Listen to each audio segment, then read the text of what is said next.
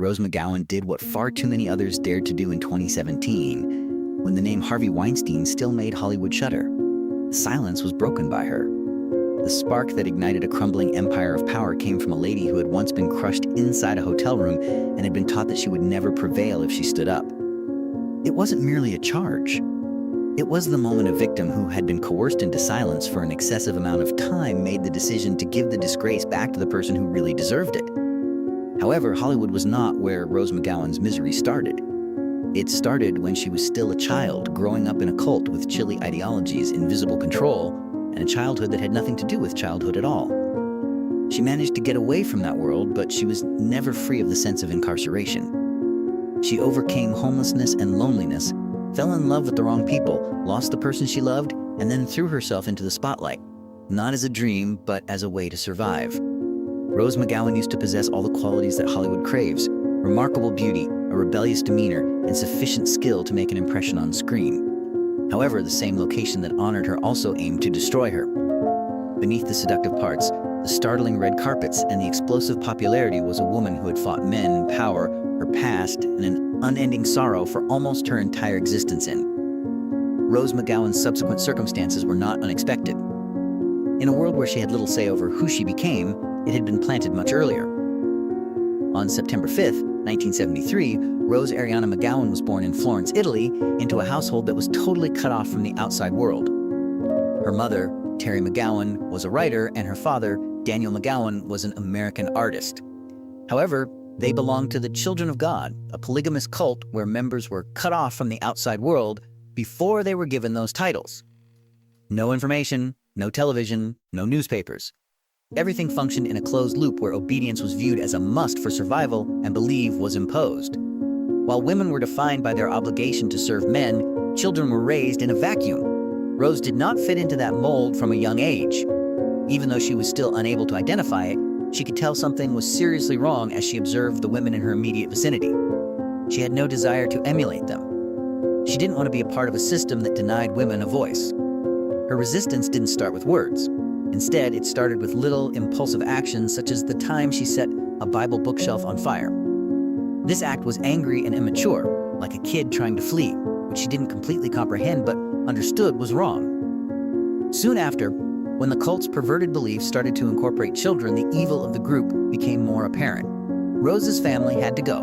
The retreat was made quickly, silently, and without hesitation. There were no stage lights, no applause, and no music that night. Just a child racing through a storm while holding her father's hand tightly and trying not to fall behind as all she had known fell apart.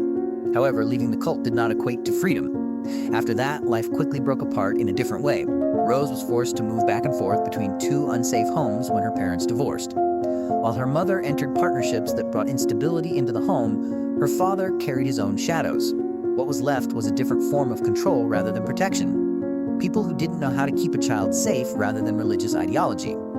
Rose stopped waiting for other people to make music decisions for her by the time she was 15. She appeared in court by herself. No money, no attorney, just a solitary resolve to be accountable for her own life. After the decision was made, received her desired outcome: independence. However, it also brought with it an inevitable reality: no money, no house, and no one to support her. From then on, every day revolved around a single question: how to continue, how to survive.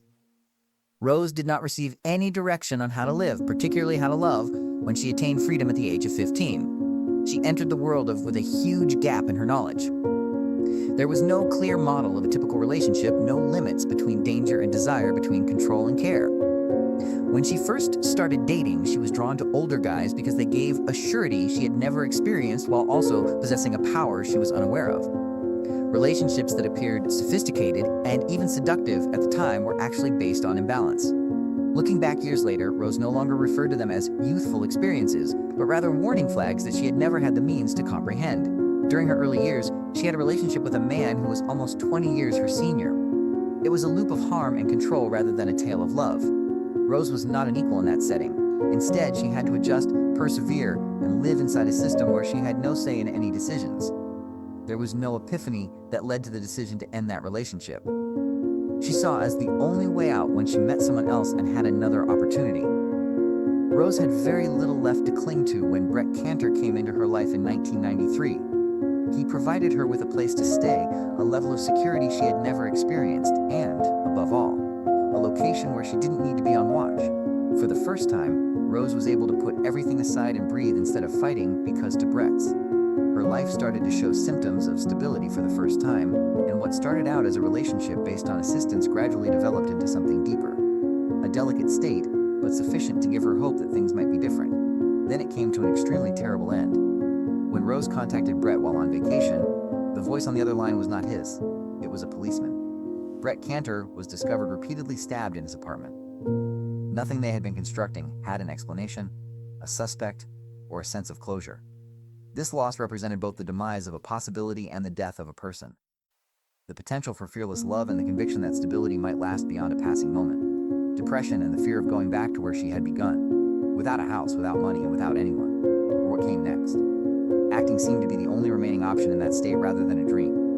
Rose was asked if she wanted to try acting one day while she was standing in the street with nothing. There was only a straightforward calculation, no long-term strategy, and no childhood love. Accepting this position meant having enough money to continue. She didn't approach her first role as a musician seeking stardom, but rather as someone trying to survive. And from there, a different route became available. It was the only option available, not because it had been selected beforehand. When Rose entered the Doom generation in 1995, the first true door opened. The movie wasn't meant for the general public, wasn't safe, and wasn't easy to see. However, it's the ideal location for someone like her. Her persona didn't have to be endearing or endearing to the audience. Instead, it might exist with a coldness, instability, and beauty that was almost menacing. She couldn't fit in with anyone else on screen only because of that. Her Independent Spirit Award nomination for Best Debut Performance was more than just acknowledgement as critics started to pay attention. It was an indication that a completely new face had entered the industry, one that defied convention and was difficult to shape. Rose was no longer only a newcomer after that. She became into a phenomenon that was difficult to characterize, intriguing, dangerous, and someone that people wanted to watch but were unsure of where to put. A year later, in 1996, Scream emerged, dragging her out of the exclusive indie scene and into the mainstream of Hollywood. Although Tatum Riley's involvement was not the main focus of the narrative, it ended up being one of the characters that viewers most recalled. Sharp, self-assured, a little defiant, and very different from the kind of weak female characters that horror movies of that time period frequently wrote. Rose McGowan's name started to become well known as a result of the movie, which made over $170 million worldwide and ignited a new wave in the slasher genre. For the first time, she was a part of popular culture rather than merely an odd figure in independent circles. She maintained making steady appearances in the years that followed, appearing in roles like Devil in the Flesh and that were quiet but still made her presence noticeable. By 1999, Rose was in a very specific position thanks to a jawbreaker. Although spectators were captivated to Courtney Shea, she was not a character to be adored. A chilly, domineering queen bee, intimidatingly lovely. Although the movie didn't do well at the box office, it eventually became a cult classic, and Rose's image in it was practically ingrained in the minds of viewers. Sharp, seductive, and self-sufficient. Alongside her achievement, something else started to emerge after that. Rose's talent wasn't the only thing Hollywood noticed. It became to define her. As a rebellious woman with a hazardous energy, a sensual emblem that did not conform to conventional norms rather than as a romantic lead or a safe archetype. She was more unique than anyone in her era as a result, but it also set an unseen boundary. She started to lose out on big parts and safe ventures that could make her an A-list celebrity. She was plainly visible, but not in a way that the system could maintain over time. Rose walked the red carpet at the 1998 MTV Video Music Awards in the late 1990s, just as her name was starting to gain traction in the public eye, wearing a dress that showed very little. And that moment quickly went viral in the media as a shock rather than a fashion choice. A simple label was applied to the image after it had been chopped, headlined, repeated, and labeled with provocative, defiant, and attention-grabbing through her body. Nobody questioned why. The context didn't need to be known. The narrative came to an end when the audience witnessed a woman daring to dress like that. Years later, when she had ample time to reflect, Rose did not retract her decision, but she reinterpreted it entirely. That outfit was a direct and personal reaction to the way women's bodies are continuously viewed as that can be manipulated, devoured, and judged. It was not a gimmick. However, no one interpreted it that way in 1998. Only the surface of it was visible to them, and this pattern persisted throughout Rose's journey.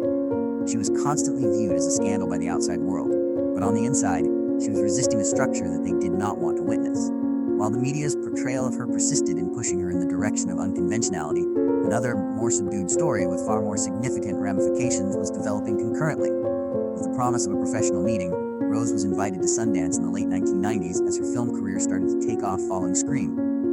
Rather than being a step forward, it turned into one of the events that would fundamentally change her life's course.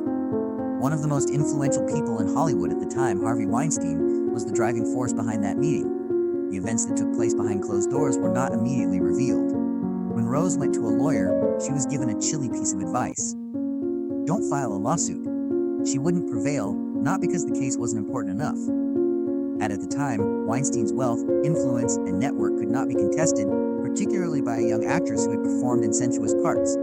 In order to guarantee silence rather than as an admission of guilt, a certain amount of money was offered as a settlement. After then, a change started without any official declaration. Significant chances progressively vanished. Once slightly open doors started to close. Rose became aware that she was being excluded from the mainstream despite the lack of an official announcement or an explanation. Later on, she felt that Weinstein had deliberately caused it to happen by speaking out against her, blocking her, and making her name unsuitable for casting.